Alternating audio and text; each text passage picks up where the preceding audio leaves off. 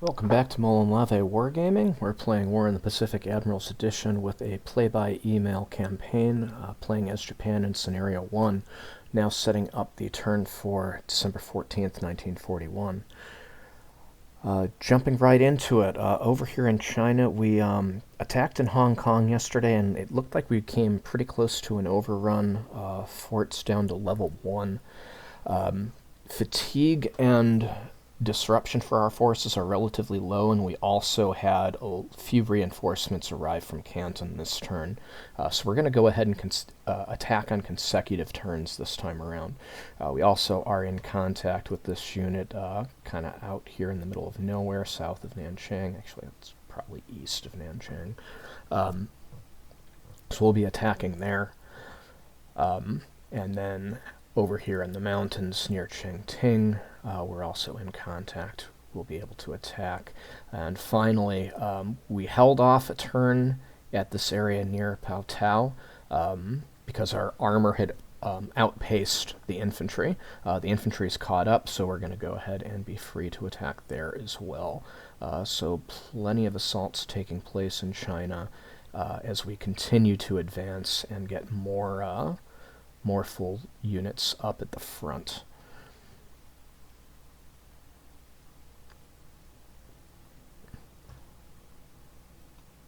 And also I should mention with Hong Kong, because we're close to an overrun, I now have 2 surface action task forces outside waiting for these 9 ships at harbor to evacuate, or maybe these 3 sub-chasers or patrol boats or whatever they are. So we're preparing for that. There's another task force that's coming up from the Philippines to keep an eye on Hong Kong, since the surface threat from Manila is pretty much dissipated at this point.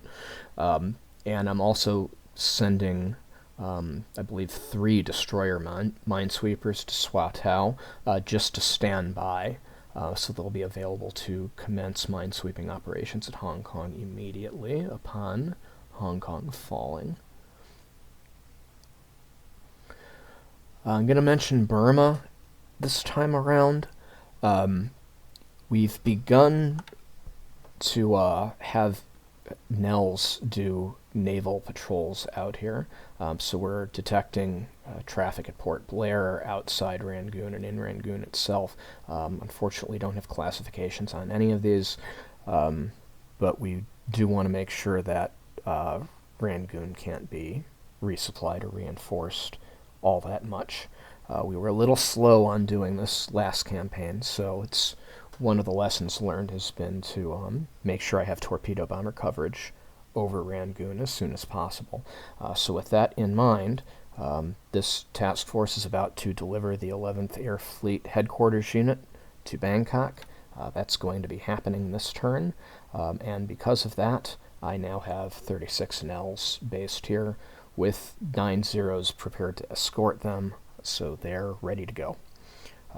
So potential for airstrikes flying out of Bangkok into the Rangoon area as early as this turn. We have tanks at Victoria Point that are ready to overrun this base. There appears to at least be 1 bomber here. Sometimes there's fighters based here. Victoria Point tends to be a go-between if they want to move fighters between Rangoon and Singapore. Where we left off, we noticed there were like 11 Buffalo in Rangoon. So by taking Victoria Point, I believe we should be able to stop the transfer of those units to Singapore, although perhaps I should check to see if they could do that from Tavoy. In fact, why don't I do that right now?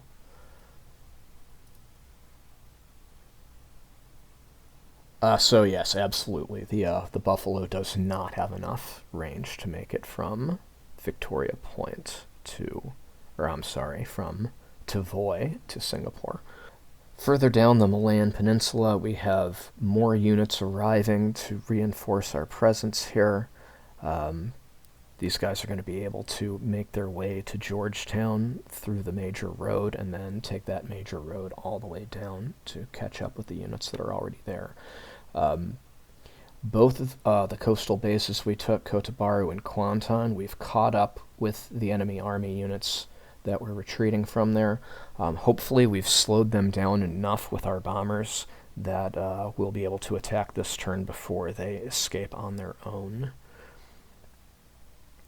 We've reached Taiping. It doesn't appear that there are any enemy units present defending it, so we'll be able to take them over today. At Mersing, we're ordering separately armor and infantry to move west to cut off the rail line. The armor is obviously going to arrive first, but then the infantry is going to cover them to make sure that nobody overruns that armored car unit once they're there. The enemy at Johor Bahru is relatively strong, so we want to take them pretty seriously. So it's in our interest to start getting down here pretty quickly and to build up our bomber presence. With that in mind,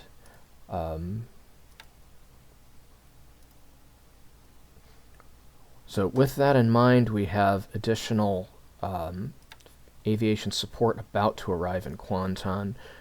We have airfield construction aviation support arriving in Kota Bharu right now. So at Kota Bharu, the runways are repaired. We still have significant service damage and port damage, so that's slowing things down there, but it's getting better. Also, the 3rd Air Division is ready to rebase from Phnom Penh.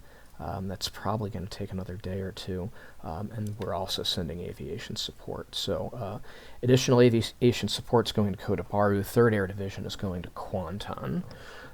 So both of these bases are going to start being built up with the bulk of the bomber forces in the area. Over at Kuching, things are progressing slowly. At this time, we've got a naval construction battalion and an airfield construction battalion working on the airbase. We have an additional airfield construction force arriving along with a base force that's going to help accelerate that process. We didn't get anywhere at Sambas last turn. That's dragging a little bit. So they have 4 units here. So what I'm actually going to do is, so we have more forces than we need to protect Kuching. So some of these guys are going to load up, and I'm actually going to send them to Sinkawang instead of Sambas. So what that's going to do is hopefully maximize casualties a little bit. Sinkawang could be a place where aircraft are being based out of, so we might be able to catch them by surprise. And then when the enemy retreats, they might actually either reinforce Sambas or maybe head south. But then once that happens, I'll be able to move right back in and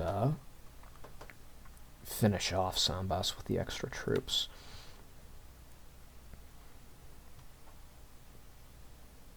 Also landed forces at Beaufort. I don't expect much resistance there. There's a ton of enemy naval activity. None of these appear to be cruisers, or at least nothing in great numbers. I think there may have been 1 cruiser. Okay, so 1 cruiser, possibly 2, sighted here off Palembang. But other than that, it's looking pretty quiet, mostly escapees, and we've got this nasty line of submarines down here to greet them. Moving over to the Celebes and Serum Sea areas, at least for now, it looks like we've got everyone. We don't have contact on any more enemy surface craft. I'm starting to move float planes down, including these Jakes over here, to get a better look. Hopefully we can start moving more stuff into these bases soon to get a better look on what's going on down here. It's also important for me to get some recon aircraft so I can start scoping out these bases and see if any of them are being reinforced.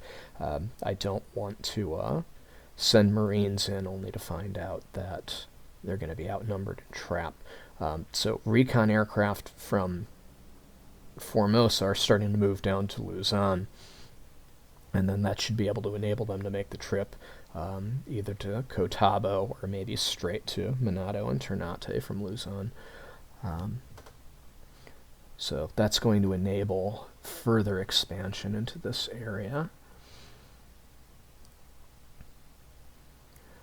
We have our reinforcements outside Kagayan, so we now have a decently powerful unit here ready to attack, so they're going in.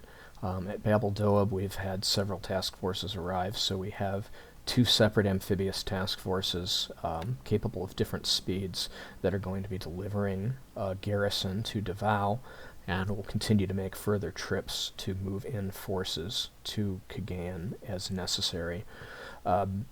Catawba is also going to be host to units that are destined for Balikpapan, and as all the transports that are needed to move forces into Luzon have completed their Luzon transports, they're going to start looking for the next steps.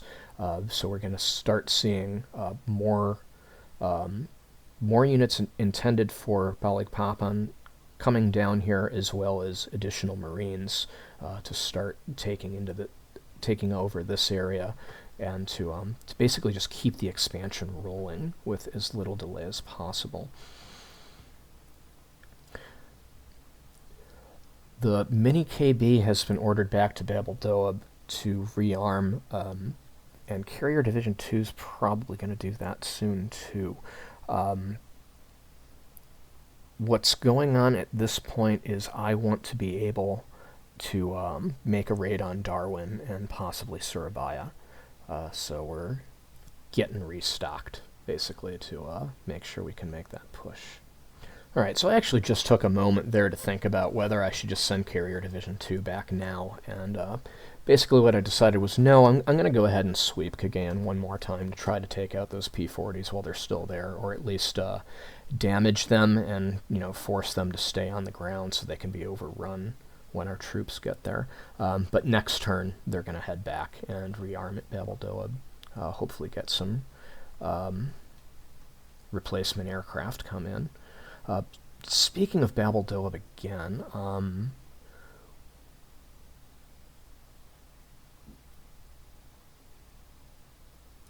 we have support units about to arrive there.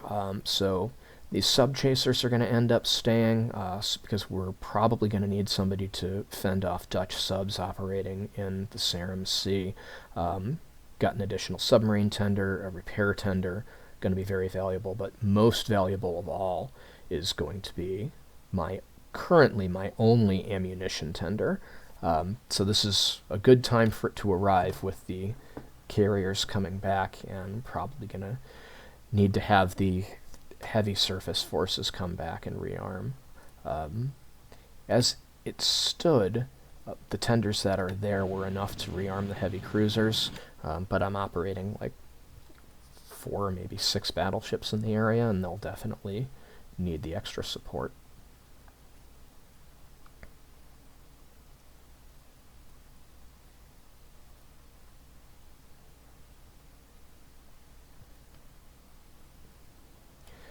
As for Luzon, so as indicated in earlier turns, the enemy did in fact move into Mabwan. They've only done so with 1 unit, and we now have essentially a division here ready to greet them.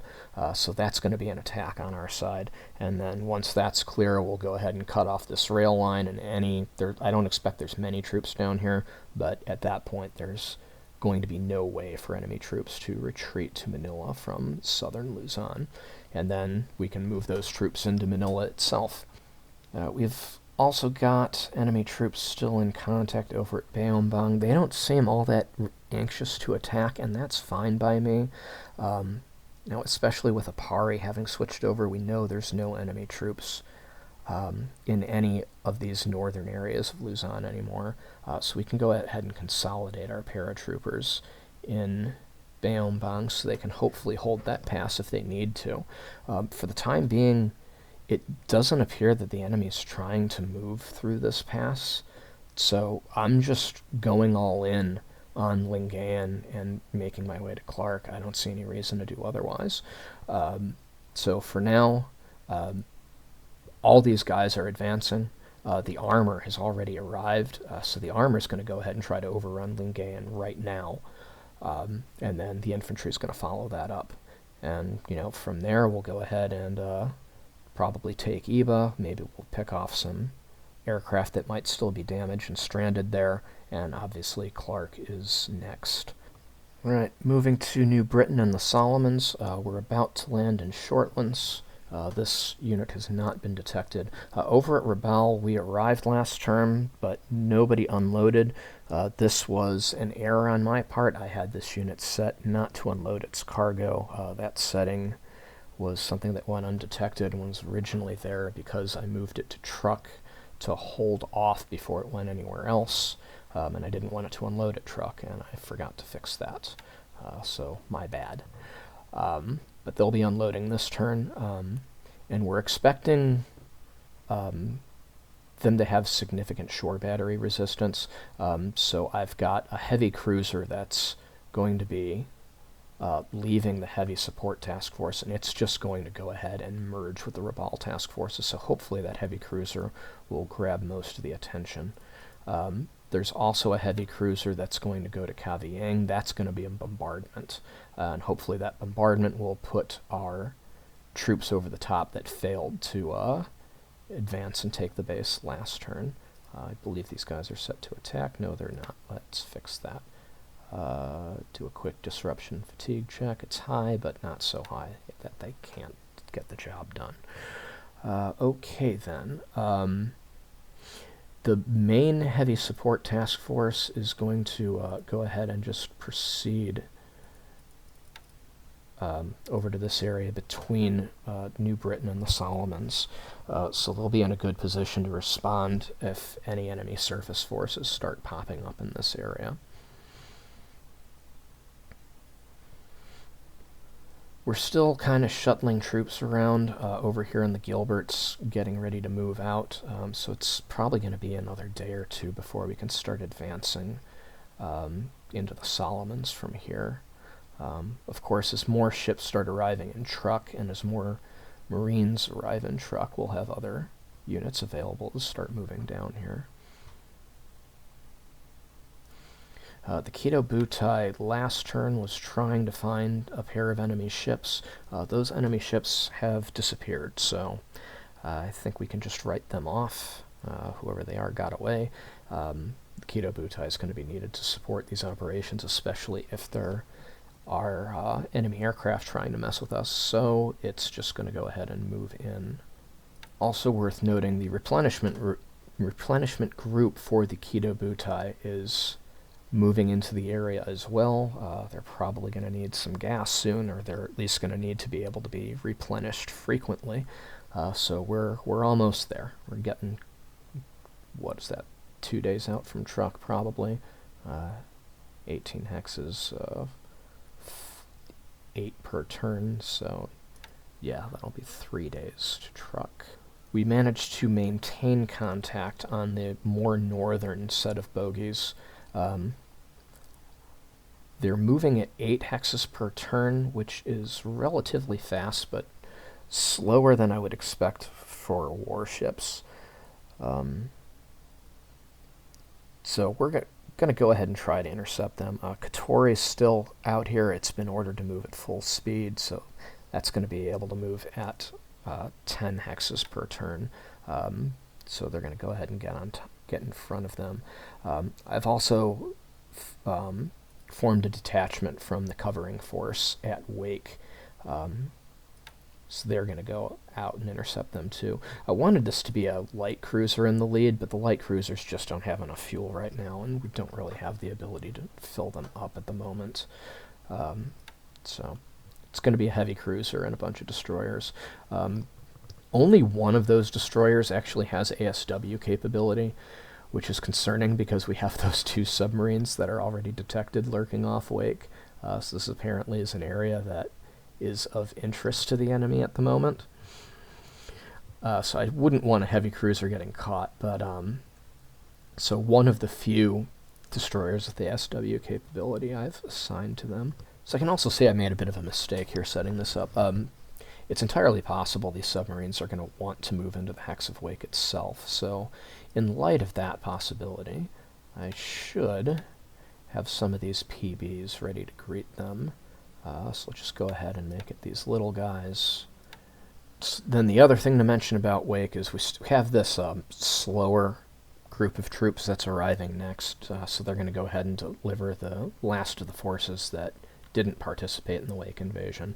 Once they're offloaded, I'm going to go ahead and reorganize an amphibious task force to make a move on Guam. So I'll be leaving one of these Marine units behind while the 144th and the base forces will go ahead and move on to Guam. I've also assigned a fresh aviation support unit to move into Wake from Japan, so we'll be able to operate aircraft from Wake in the near future, which will be nice to try to keep an eye on, the Midway area and such. So one last thing before I close this out. Over at Hawaii, this is the first time in a long time where none of our submarines have detection levels, so that's going to be my cue to start tightening this Noose up a little bit. And basically, like, when they start getting detection levels, then I know that I need to, like, back off 1 hex or so. Basically try to make it as tight as I can without inviting them to actually send out patrols to start sinking my subs at sea. And, of course, if they're undetected, then they're probably not routing traffic around them, so their efficiency as hunters should be increased. And with that, I'm going to go ahead and close it out, so we'll see you in the combat replay. Alright, here we go. Combat replay in progress for December 14th, 1941.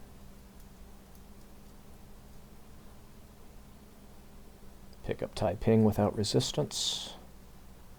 Makes me a little sad. It means the enemy got away. Got reactions taking place off Wake, so we could probably catch up with that task force. Landings beginning in Rabaul. Doesn't look like our heavy cruisers caught up with them yet. Hopefully that'll happen by daylight.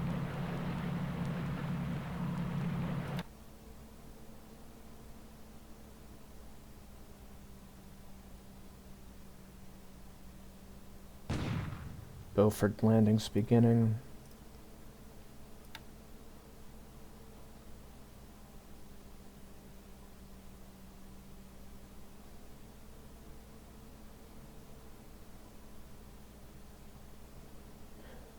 Alright, I don't think I mentioned this in the setup, but I detached one destroyer from the northern covering force because I saw what I thought was probably a PT boat poking around nearby.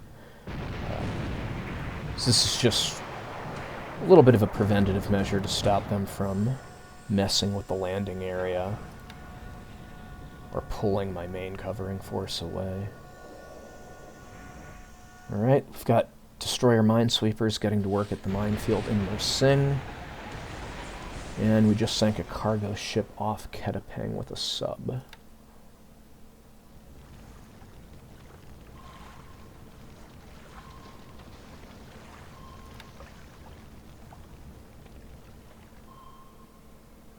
And of course we still have at least 2 Dutch subs lurking off the Saigon coast.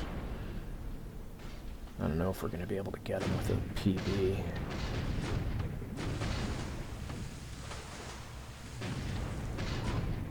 Yeah, so the Dutch get away again. Minor damage only.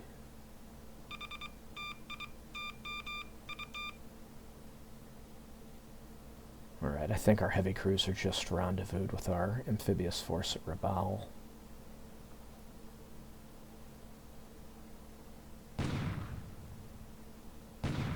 Battleship bombardment of Cagayan, looking to try to destroy some aircraft on the ground here, plus soften them up for when my 2 SNLF detachments get there. We're not getting any aircraft reported destroyed. B-17's reported damaged. So they probably moved the P-40s out.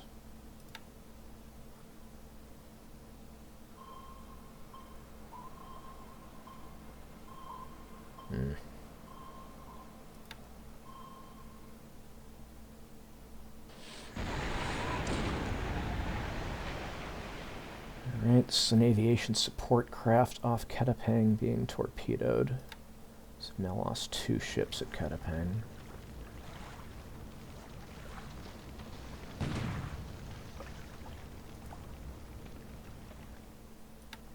heavy cruiser's not firing yet, but we're not really taking a whole lot of fire either. Alright, we've got our invasion at Shortlands.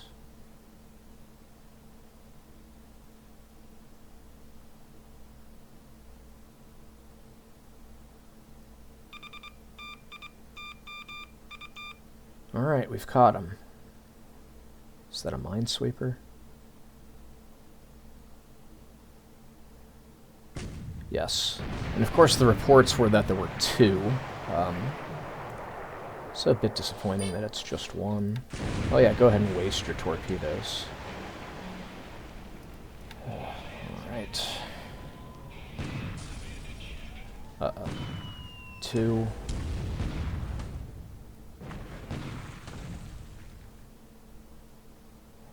Alright, so we've got a cargo ship that took some damage.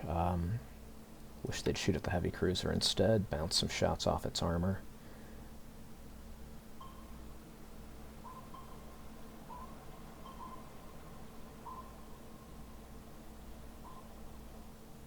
Alright, maybe we're getting a little too close.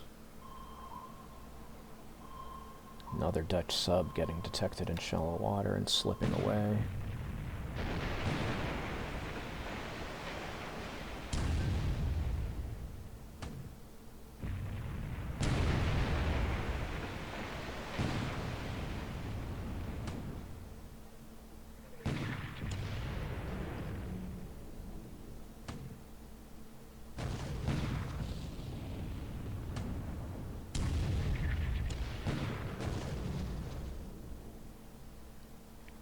Nicely done. Almost guarantees that he sank, and doesn't even use a torpedo. Damn. Well, he's still gonna sink.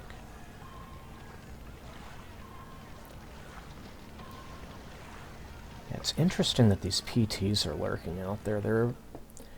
They're at least letting him know what hexes my submarines are in, because he's getting the same combat reports. Alright, got a cargo ship coming out of Hong Kong. Easy kill.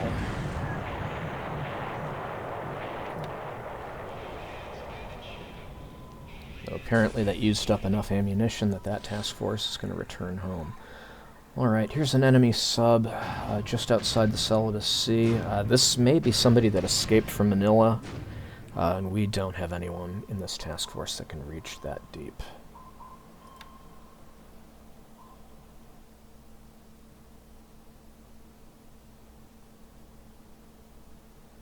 So it looks like we still have contact on that task force south of the Marshalls near the Gilberts, unless it's somebody new. Sweep of Cagayan, unsurprisingly at this point, no one on cap.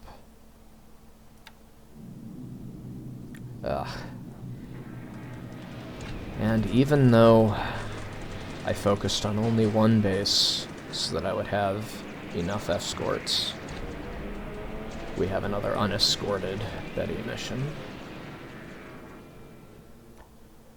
2 shoot-downs.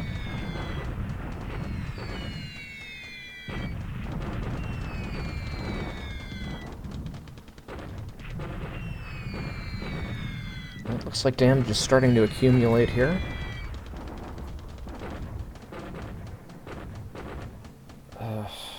So they're saying we destroyed an O-47 on the ground.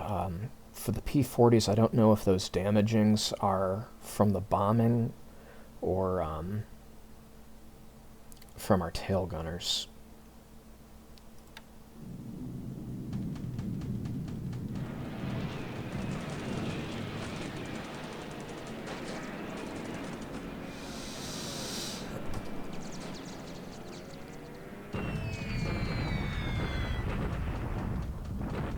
Looks like we got away with not taking any additional losses the second time through.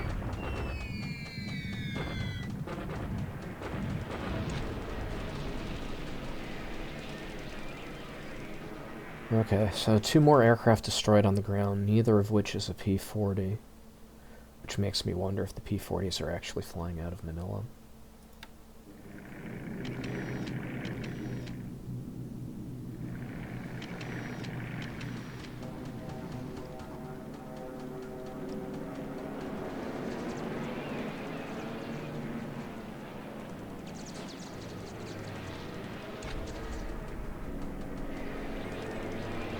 Cap's looking pretty weak at Singapore.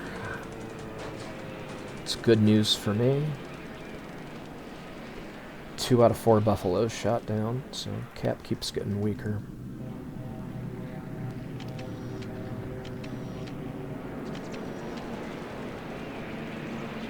Yep. At least we got one of the 2 P-40s that were apparently on patrol at Clark. Ooh, 6 at Manila.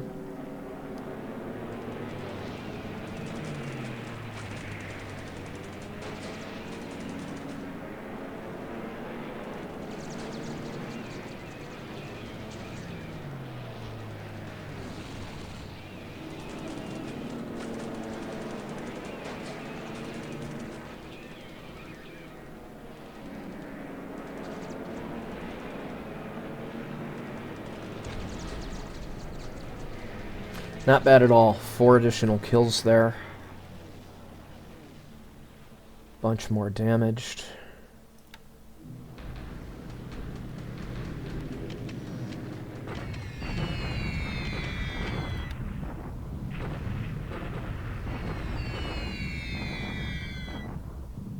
Yeah, let's see these guys take on a regiment when we're done with them.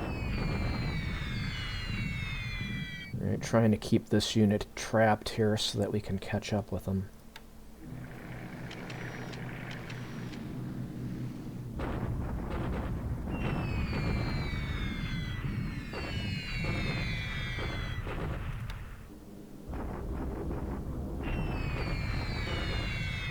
And hopefully we're knocking these guys out of move mode if that's what they're in.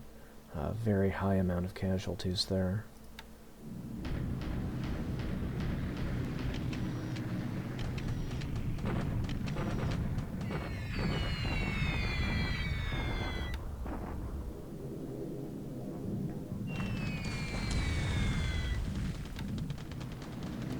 Probably only going to see those bombers for one more turn.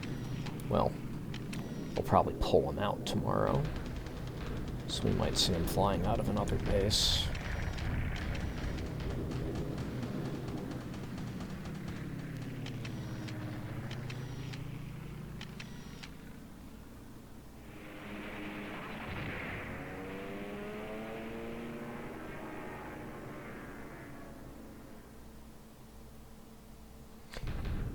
I believe I just saw a message, yeah, Kaga. Valves lose cohesion, so apparently the KB's got a strike. Hopefully they've got Kates that can still find the target.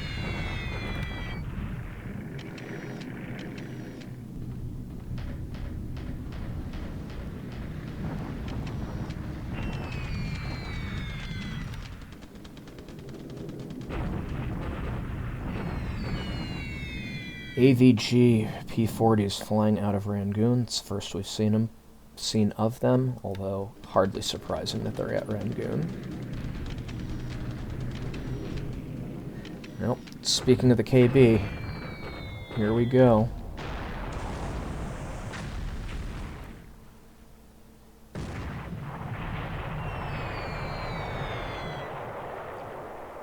Well, we're flying at extended ranges.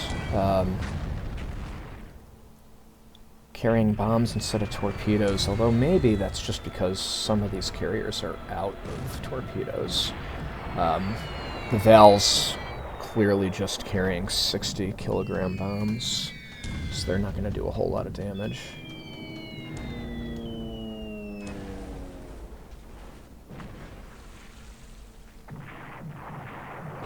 Well, still enough to cause pretty bad fires. And then, of course, the Kates are going to come in here and mop up.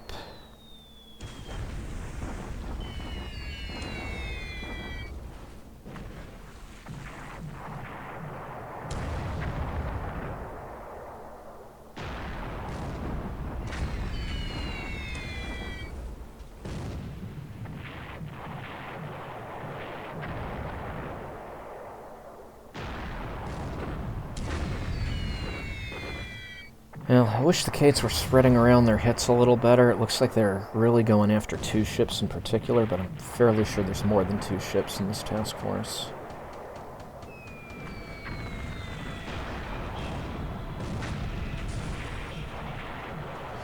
Alright, so we've got 3 confirmed sunk, 1 with 8 hits, heavy fires, heavy damage. It's sunk too. But the Silksworth looks like it might survive. Alright, Carrier Division 2 getting in on the action. So they're going to take out a light cargo ship off Cebu.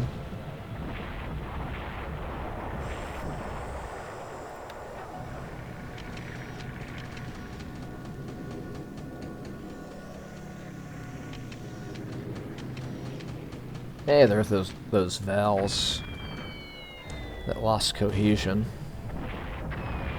They just arrived late without fighter escort. It's almost worse than not finding the targets at all.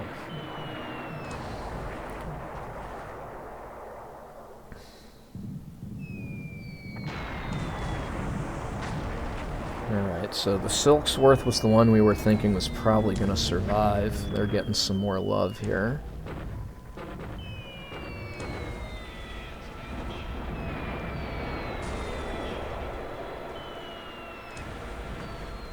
Now, let's see if these 60-kilogram bombs can get the job done. Apparently they can.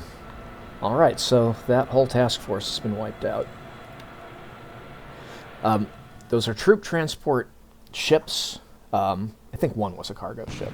But no troop casualties reported, so probably somebody evacuating. Those are pretty large ships to have gotten away. Well, they didn't quite get away, did they? So then we have our heavy cruise and bombardment of Cavayang.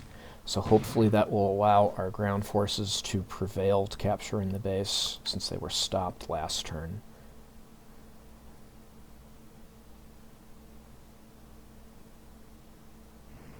Alright, should be a pretty big turn for land combat. Taking out a corps south of Nanchang. Rout them with 10-to-1 odds. We have no squads destroyed, and they have like 160 destroyed. Not bad at all. For our attack at Hong Kong, my guess is we're not going to get them this turn, but it's going to be a close one. Alright, fortifications to 0. 1-to-1 odds. Although adjusted, we're pretty close to 2-to-1. We have a high number of squads disabled. That doesn't bode well for next turn. On the enemy's side, total destroyed and disabled for combat squads is lower for the enemy, but 35 destroyed is significant. So it may benefit us to hold off for a little bit to see if we can re-enable some of these disabled units. I do have a corps headquarters with me, so that should help with that. Alright, here's another badly beaten up corps near Chengting. They retreat. 115-to-1 odds. So that's a slaughter. We have no real casualties. And they're up around 90 squads destroyed. So this one's looking a lot more even, east of Pauto. So we only manage 1-to-2 odds. So the enemy's basically superior when you take terrain into account. Casualties went our way, 16 combat squads versus 7 disabled for them. Although I would want to bring more units in before attempting that attack again. Lingayen, this is going to be a slaughter. Can we get him to surrender? Somebody did. Yeah, so Coastal Artillery Division surrenders. Unit destroyed. Not a whole lot there. Not a whole lot there. And since they're coastal artillery, that was probably a static unit, which is why they didn't surrender. And Mabuan, so this Philippine Army Infantry Division moved in, trying to pick off our paratroopers. We moved in reinforcements, and the enemy got more than they bargained for. over 120 units destroyed, or devices destroyed, I should say, and we have none destroyed. Absolute slaughter on the ground for us so far. These guys have no strength. So that's another rout. 48 to 1 odds. They didn't even disable any of our squads. It looks like it's mostly support units of the enemies here being taken out. So these guys have a little bit of strength, but they're up against 2 regiments. Only managed 1-to-1 odds. The enemy holds. Casualties strongly favoring us. So maybe not 1-to-1 odds next turn. We are suffering from fatigue, so maybe we need to rest a turn. Sudate, these are basically nothing units. They retreat. More casualties. What's that, the first squad that we've had destroyed since Hong Kong? Victoria Point, tanks versus a insignificant base force.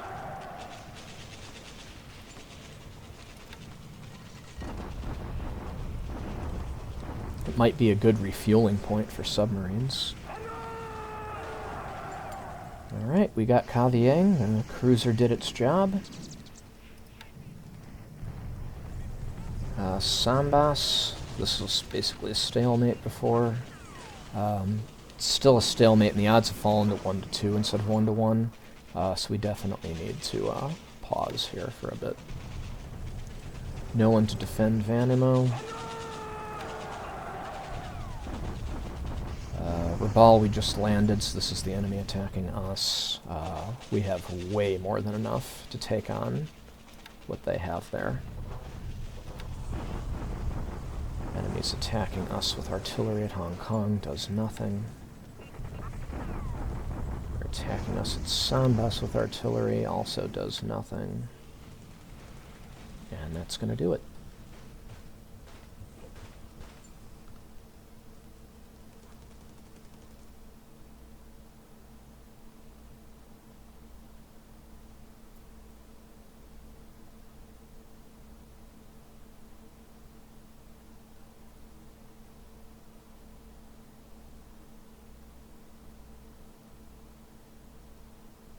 I'd say that was a pretty good turn. 253-point gain, which is one of our higher gains of the campaign so far, and that's largely based on enemy army casualties and ship losses. Speaking of ship losses, so here's the ships that were sunk today for the Allies. A whole bunch of transports. They're Australian and British. So it seems to confirm they're evacuating from the invasion area, plus the Penguin Minesweeper, which I think is one that starts out in the Marianas, and then we picked off some AKLs. There was a patrol tender we also picked off that's not listed here for some reason, but we know we got it. Air losses looks like a pretty slow day overall. Decent air losses inflicted on the enemy, and looks like that's heavily biased towards fighters. If we can sort that, there we go. Yeah, so 5 P-40s and 2 Buffaloes. And then on our side, we only lost 5 aircraft. 3 of those were operational losses. So we lost the Bettys flying unescorted again over Clark. Really, other than that, nothing too significant for us. Just kind of routine losses from flying lots of airplanes. Alright, now looking at this theater by theater. Over in China, we picked off a cargo ship that was escaping Hong Kong. The surface action group that engaged it is going to need to return for ammunition after that fight, unfortunately, though. I do have one other one on station, so not the end of the world. Hong Kong forts are back down to level 0. Level 1 forts basically means sandbags, so they can get back up to level 1 pretty much any time. Anyway, we were just short of 2-to-1 odds. The rate of device disablement is favoring the enemy a little bit, while the rate of squad destruction is benefiting us. So basically that means that we're going to get it eventually because we can re-enable those squads. It just takes a little bit of time. And finally we routed 3 enemy squads, or enemy corps I should say. So that was near Nanching, Qingting, and Paotao. Paotao's off the map to the north here. So basically we're inflicting a whole lot of casualties without taking very many. Over at Malaya, we've invaded Beaufort over on the north coast of Borneo. At Mersing, our DMSs have gotten to work and cleared 31 mines, and our armored car regiment has moved across the road to cut off the peninsula's rail line. There was an enemy destroyer lurking around that little dot base just outside Mersing. We detached a destroyer to take care of that. And then we have a Dutch sub that's lurking off the coast of Sinkawang that made an attempt on amphibious traffic moving through that area. For naval combat, Kataping off-map to the south, we sank a light cargo ship and a aviation patrol tender. It was the same sub that did both of those. There's also 2 Dutch subs lurking off the Saigon coast. They both got away. In Singapore, we took care of 2 more buffaloes. Their cap strength was only 4, so it's getting pretty close to 0.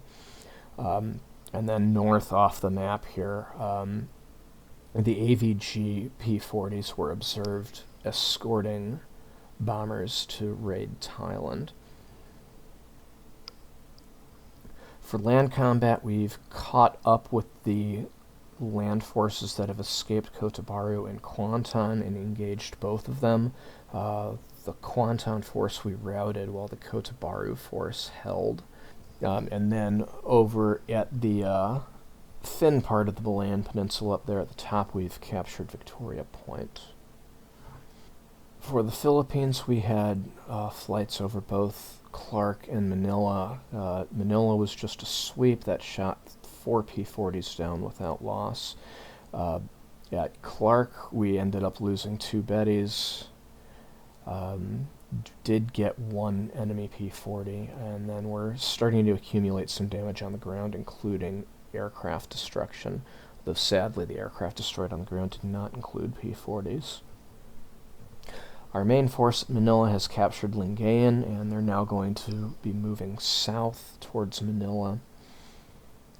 South of Manila, we routed the Philippine Army division that tried to attack our paratroopers at Mabuan. Inflicted pretty heavy casualties there. That force is probably going to end up in Manila as well. To the south, we gave Cagayan a bombardment, hoping to destroy the P-40s that had been flying cap out of there. Sadly, it appears those have already been evacuated. Also in that area, Carrier Division 2 picked off a light cargo ship.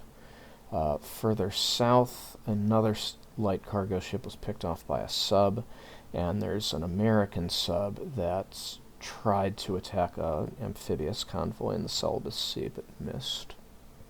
The Solomons and New Britain, we've begun our landing at Rabaul, captured Kavieng, landed at Shortlands, and captured Vanimo.